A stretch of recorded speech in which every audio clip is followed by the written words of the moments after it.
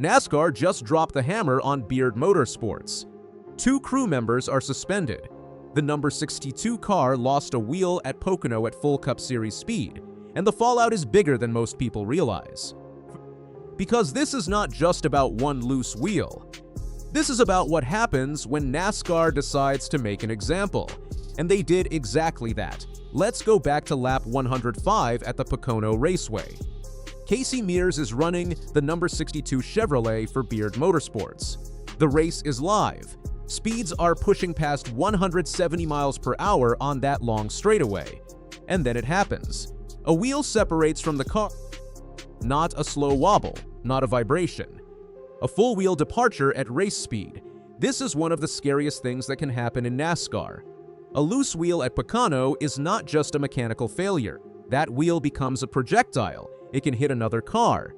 It can go airborne. It can cross the track and put other drivers in serious danger. The Pocono layout has long straights and fast entry speeds. There is very little room for error when something flies off a car at those speeds. Mears managed to get the car off the track without causing a wreck. That was lucky. Because the outcome could have been a lot worse. But NASCAR was already watching. And the moment that wheel came off, the clock on Beard Motorsports' punishment started ticking. Here is where it gets serious. NASCAR has a very specific rulebook section that covers wheel security. It is not vague. It is not open to interpretation. Teams are fully responsible for making sure every wheel is properly torqued and secured before the car goes out. That responsibility falls directly on the crew members who handle the tires.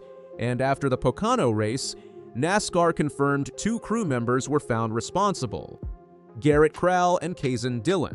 Both have been suspended for the next 2 Cup Series events. That means they cannot work on pit road.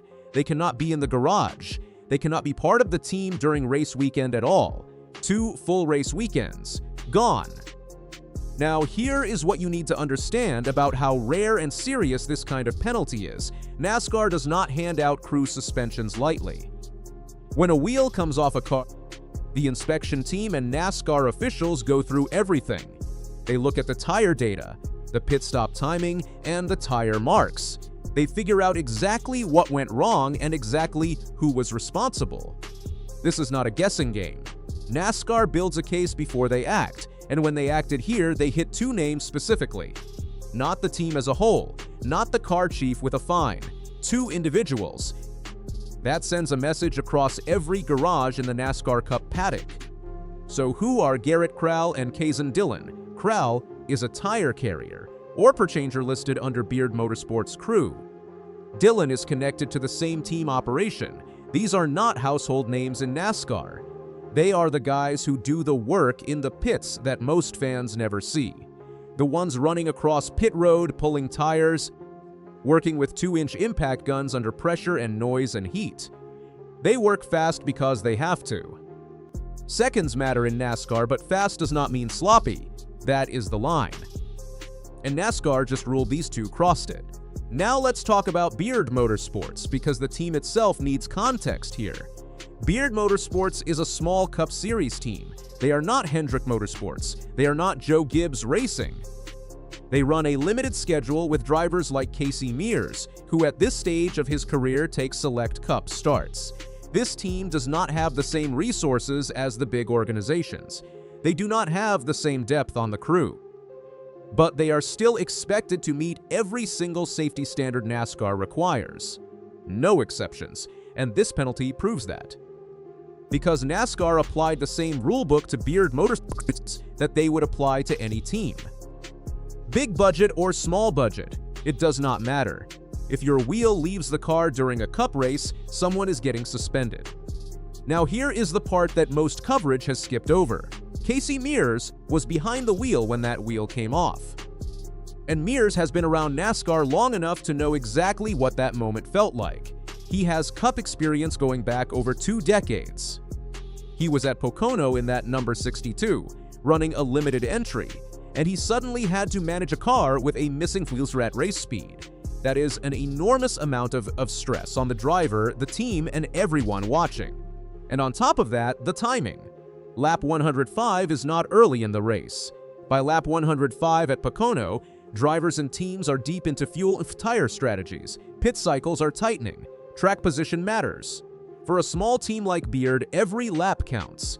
Losing a wheel at that point did not just create a safety situation. It ended their day and eliminated any chance of a solid finish. And now they also lose 2 crew members for the next 2 events.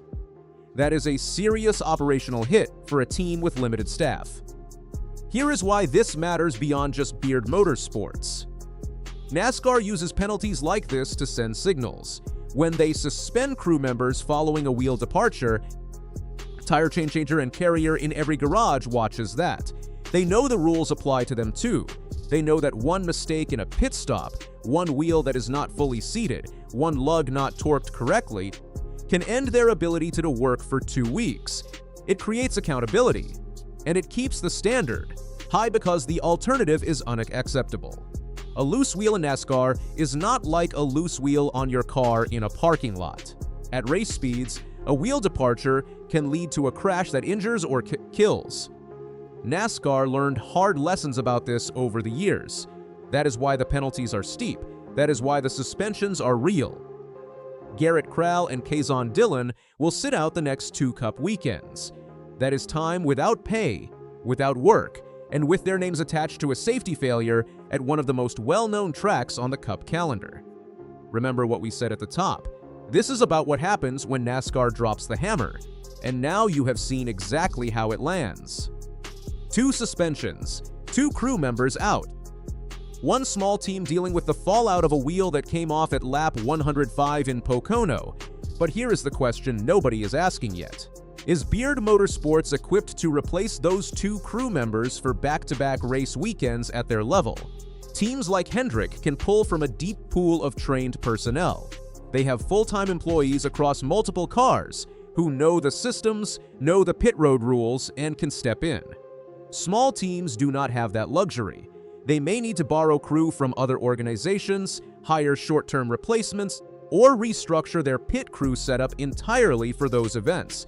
That is a logistical problem on top of a penalty, and it hits harder at a limited schedule team than it would at a full-time Cup operation. This wheel incident at Pocono is going to follow Beard Motorsports into their next race weekend before it even starts. And for Casey Mears, who came back for select Cup appearances and found himself in the middle of this situation at lap 105, it is a reminder of how fast things can go sideways in NASCAR. One wheel, one moment. An entire race weekend unraveled. Now let's put this into a bigger picture, because NASCAR has been enforcing wheel departure penalties for years, and the pattern is very consistent. Every time a wheel leaves a car during a Cup race, NASCAR opens an investigation. They do not wait for teams to explain themselves. They pull the data and the video. They look at pit road footage frame by frame. They identify which tire station the wheel came from and which crew members touched it last. Then they build the ruling from that. The reason they are so aggressive about this is history. NASCAR has had wheel departures cause significant crashes over the decades. There have been incidents where loose wheels crossed multiple lanes at full speed. There have been near misses with crew members and officials on pit road. The sport knows exactly how dangerous an unsecured wheel is. So when it happens, the penalty is not a warning. It is a suspension. Every time. Garrett Crowell and Kazon Dillon are now part of that history. Their names are on a NASCAR penalty sheet for a wheel departure at Pocono Raceway on lap 105. That does not disappear. It is part of the official record, and any team considering hiring either of them in the future will see it. That is another layer of this penalty that does not get talked about enough. For drivers, a bad race is forgotten in 2 weeks. For crew members, a safety violation like this follows them. Teams at the Cup level look at penalty history when they are evaluating crew candidates. A wheel departure suspension is a red flag. Crowell and Dillon will have to rebuild their reputations inside the NASCAR garage after this, for a small operation like Beard Motorsports that also creates a longer-term roster problem. If their suspended crew members have difficulty finding work after this, the team's network gets smaller. Their access to experienced tire guys gets tighter. And all of it traces back to one wheel that came off on lap 105 at Pocono. There is also something worth noting about the specific location. Pocono Raceway is a triangular track. It has 3 different corner configurations, 3 different banking angles, and 3 completely different speeds at each end. The long straightaway between Turn 1 and Turn 2 is where cars build their highest speeds of the lap. That straight is also where a wheel departure at race speed is at its most dangerous, because there is nowhere for the car or the loose wheel to go except straight ahead into the wall or across the track toward other cars. The fact that Mears kept the number 62 under control and away from other competitors after losing that wheel is significant.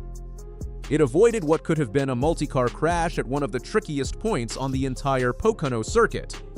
But the near-miss aspect of it is exactly why Fuss came down as hard as they did. The danger was real. The potential for a catastrophic outcome was there, and the team failed to prevent it. That is why the penalty lands where it does. 2 suspensions, not 1. 2 race weekends, not 1. NASCAR made sure the message was clear and the scope of the consequence matched the scope of the risk. This wheel incident at Pocono is going to follow Beard Motorsports into their next race weekend before it even starts. And for Casey Mears, who came back for Select Cup appearances and found himself in the middle of this situation at lap 105, it is a reminder of how fast things can go sideways in NASCAR. One wheel, one moment. An entire race weekend unraveled, NASCAR dropped the hammer. And Beard Motorsports is still feeling it.